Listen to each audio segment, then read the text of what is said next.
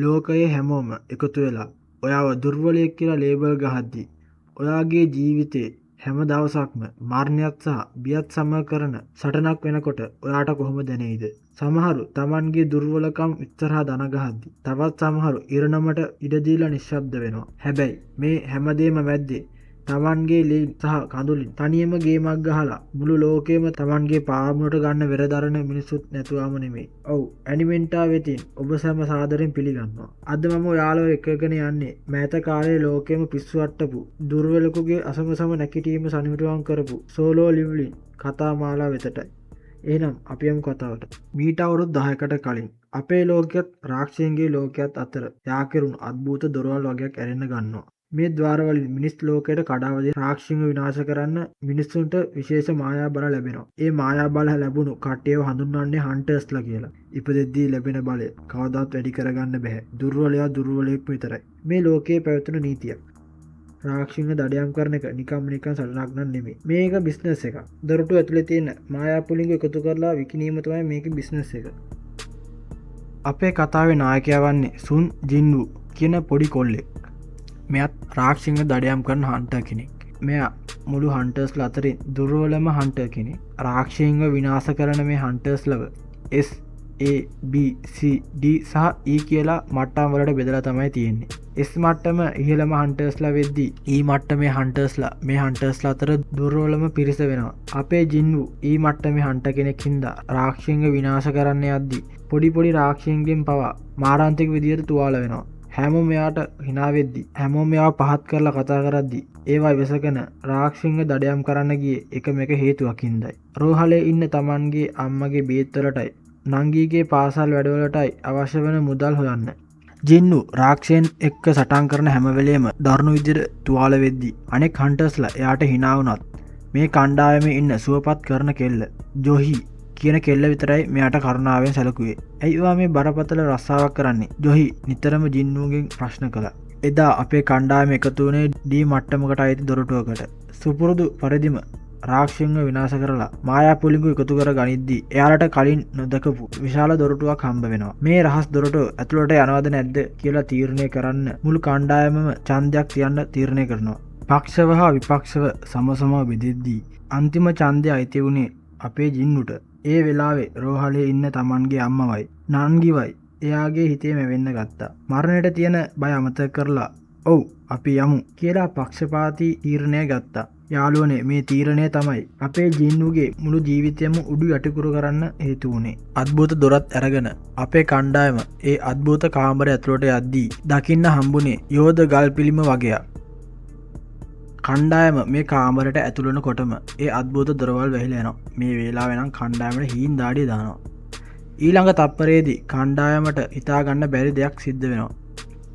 ඒ මැද තිබ්බ ප්‍රධාන ගල් පිළිමේ ඇස් හෙලවෙන්න ගන්නවා.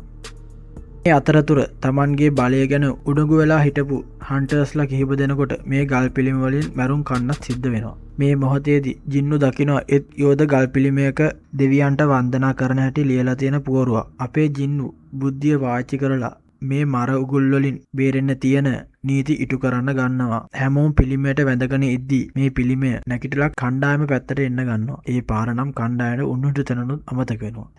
දෙවන නීතිය වුණේ දෙවියන්ට ප්‍රශංසා කරන්න.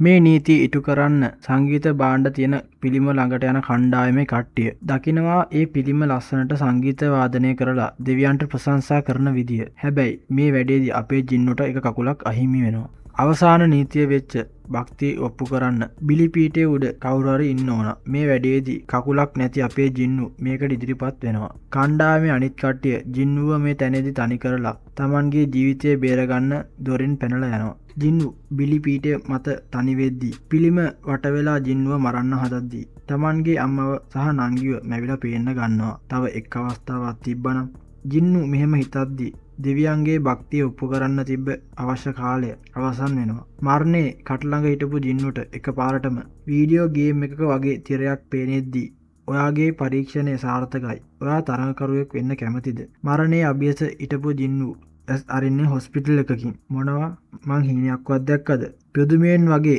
එයාගේ අත් කකුල් ආයෙත් හැදිලා. හැබැයි අමුතුම සිස්ටම් එකක් එයාගේ ඇස් ඉස්සරහා පේන්න ගන්නවා. හැබැයි ඒක පෙනුනේ නම් ජින්නුට විතරයි. ඒකේ තියෙන්නේ ජින්නුට කරන්න ඩේලි ටාක්ස්. මේ මොන පිස්සුවක්ද? මට නම් බෑ ඕක කරන්න. ජින්නු මෙහෙම කියලා නිදාගෙන ආය නැගිටිද්දි එයා ඉන්නේ යෝධ වැලිපණුවන් ඉන්න කාන්තාරයක. මෙතනදී නම් ජින්නුට උන් හිටි තැනුත් අමතක වෙනවා. දැන් තින් ඉතින් පණ කඩාගෙන දුවන්න තමයි. දඩුවම් කාලේ අවසන් වුණ ගමන් ආය හොස්පිටල් එකෙන් මතුවෙද්දී කොල්ලට නම් ඩේලි ටාක්ස් නොකර ඉන්නවා කියන අදහස නම් පැත්ත පළාතක නැතුව ඇති.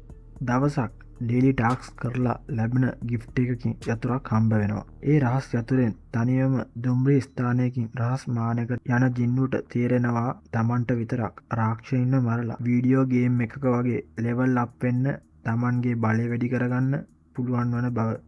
පොඩි රාක්ෂයන්ව මරලා බලවත් වෙන ජින්නුට සටන් කරන්න තියෙන්නේ ඒ රහස් මානේ හිටපු ප්‍රධාන බොස්. ඒ කියන්නේ කසකා කියන යෝධ වගුරු සර්පයාව. ජින්නුගේ අත් දෙකෙන් බෙල්ල හිර කරලා දෝවිල වෙලා යන්නම පරද්දලා දාද්දි එයාට විශේෂ බල සහ විශේෂ පිහියක් තෑගි විදියට හම්බ වෙනවා. කසකා සර්පයා විනාශ කරලා එළියට එන ජින්නුට දකින්න හම්බෙන්නේ මුළු නගරයම බියෙන් කෑ ගහන මොහොතක්. වැඩේ තේරෙන්නේ වටේට බලද්දි. පාර මැද මහා ගේට් එකක් බිඳිලා ඒ ගේට් එකෙන් මහා යෝධයෙක් නගරයට කඩා වැදිලා තියෙන බව.